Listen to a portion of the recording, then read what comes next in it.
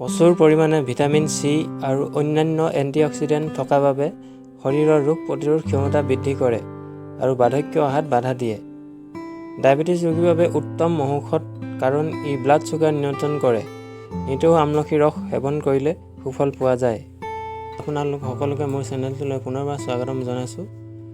আপুনি এতিয়ালৈকে যদি মোৰ চেনেলটো ছাবস্ক্ৰাইব কৰা নাই তেনেহ'লে ছাবস্ক্ৰাইব কৰি বেল আইকনটো প্ৰেছ কৰি দিব, যাতে মোৰ এনে গুৰুত্বপূৰ্ণ ভিডিঅ'বোৰ আপুনি প্ৰথমে পাবলৈ সক্ষম হয়।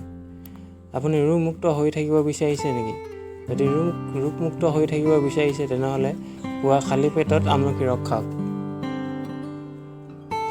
প্ৰচুৰ পৰিমাণে ভিটামিন চি থকা এবিধ উত্তম ফল আমলখি। ভিটামিন চি শৰীৰৰ বাবে বহুত উপকাৰী। আমলখিয়ে শৰীৰৰ ৰোগ প্ৰতিৰোধ ক্ষমতা বৃদ্ধি কৰে। সদায় ৰাতিপুৱা খালী পেটত আমলখি খালে শৰীৰ নিৰোগী হৈ থাকে। আমলখিয়ে শৰীৰটোক বহুতো বেমাৰৰ পৰা ৰক্ষা কৰে। এচিডিটি বা গেছৰ সমস্যাত আমলখিৰ ৰস 2 চামুচ আৰু অকণমান মৌ একেলগে মিহলাই খালে সুফল পোৱা যায়।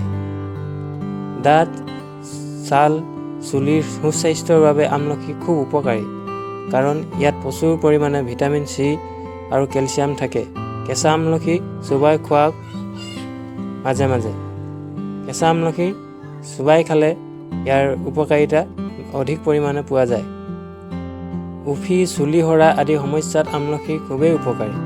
কেঁচা আমলখি খুন্দি তাৰ ৰস চুলিৰ গুৰিত সানি আধা ঘণ্টা বা এঘণ্টা সানি থ'লে ধুই পেলালে চুলিৰ ভাল সুফল পোৱা যায়। কেঁচা আমলখিৰ ৰস আৰু নাৰিকল তেল উতলাই ঠাণ্ডা কৰি চুলিৰ গুৰিত মালিচ কৰি এঘণ্টাৰ পিছত ধুই পেলালে তাতো চুলিৰ সুফল পোৱা যায়। কোষ্ঠকাঠিন্যত এচামুচ শুকান আমলখিৰ গুড়ি গৰম পানীত মিহলাই ৰাতি শোৱাৰ সময়ত খালে সুফল পোৱা যায়। ওজন কমাবলৈ ইচ্ছা কৰাসকলে নিতৌ আমলখিৰ ৰস খাওক। সোৱাদৰ বাবে অলপ মৌ বা ডালচেনি গুড়ি দিব পাৰে। আমলখিত থকা ফাইবাৰে শৰীৰৰ শোধন কৰে, যাৰ বাবে বিপাকজনক সমস্যাৰ বাবে হোৱা মেদবহুলতাৰ হ্ৰাস হয়। লিভাৰৰ সুৰক্ষা আৰু লিভাৰজনিত বিভিন্ন ৰোগত আমলখি উপকাৰী। ই লিভাৰৰ পৰা বিভিন্ন প্ৰকাৰৰ অলাগতিয়াল বৰ্জিত পদাৰ্থ উলিয়াই লিভাৰ শোধন কৰি ইয়াক কাৰ্যক্ষম কৰি তোলে। আমলখি কেঁচাই চোবাই খালে সুফল পোৱা যায়। উচ্চ ৰক্তচাপত আমলখিৰ ৰস আৰু অকণমান মৌ দৈনিক সেৱন কৰিলে সুফল পোৱা যায়।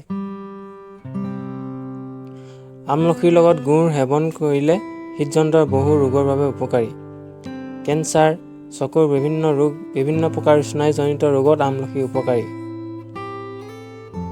ইমানবোৰ গুণেৰে বিভূষিত আমলখি আমি যিকোনো প্ৰকাৰে সেৱন কৰা উচিত। কেঁচাই খাই বেয়া পোৱাসকলে চাটনি, চালাড আদি বনাইও খাব পাৰে। আমলখি শুকুৱাই গুড়ি কৰি থৈ বটলত ভৰাই বহুত দিন সংৰক্ষণ কৰি থ'ব পাৰি। আমলখি নিমখৰ লগত সিজাই শুকুৱাই থোৱা পৰম্পৰা আমাৰ মাজত এতিয়াও আছে। চৰ্দি, কাহ, জ্বৰৰ লগতে বিভিন্ন বেক্টেৰিয়া সংক্ৰমণৰ পৰাও ৰক্ষা কৰে আমলখিয়ে।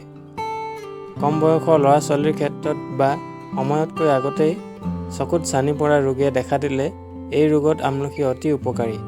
1 চামুচ মৌ আৰু আমলখিৰ গুড়ি মিশ্ৰণ কৰি খালে চকুৰ দৃষ্টিশক্তি ঠিকে থাকে। মুখৰ ভিতৰত যদি ঘাঁ হয় তেন্তে এই সমস্যাৰ পৰা হাত সাৰি থাকিবলৈ গৰম পানীৰ লগত 2 টেবুল চামুচ আমলখিৰ ৰস মিহলাই কুলি কুলি কৰিলে যথেষ্ট আৰাম পোৱা যায়। কেতিয়াবা হঠাৎ কোনো লোকৰ বমি বমি ভাৱ হয়। এনে সময়ত আমলখিৰ ৰসৰ লগত এটুকুৰা মিচিৰি মিহলাই খালে যথেষ্ট উপশম পোৱা যায়। আমলখিয়ে লিভাৰ পৰিষ্কাৰ কৰে। আমলখি খালে শৰীৰৰ দূষিত সকলো পদাৰ্থ মল হিচাপে বাহিৰ হয়। গতিকে এনে ক্ষেত্ৰত লিভাৰৰ লগতে পেটো পৰিষ্কাৰ হৈ থাকে। আমলখি খালে কলেষ্ট্ৰল নিয়ন্ত্ৰণ থাকে। আনকি হাঁপানিৰ সমস্যা কম কৰাৰ ক্ষেত্ৰতো গুৰুত্বপূৰ্ণ ভূমিকা এই ঔষধি ফলবিধৰ। আমলখিত থকা প্ৰ'টিন আৰু এমিনো এচিডে চুলি সৰা কমোৱাৰ লগতে চুলিৰ গুৰি মজবুত কৰে।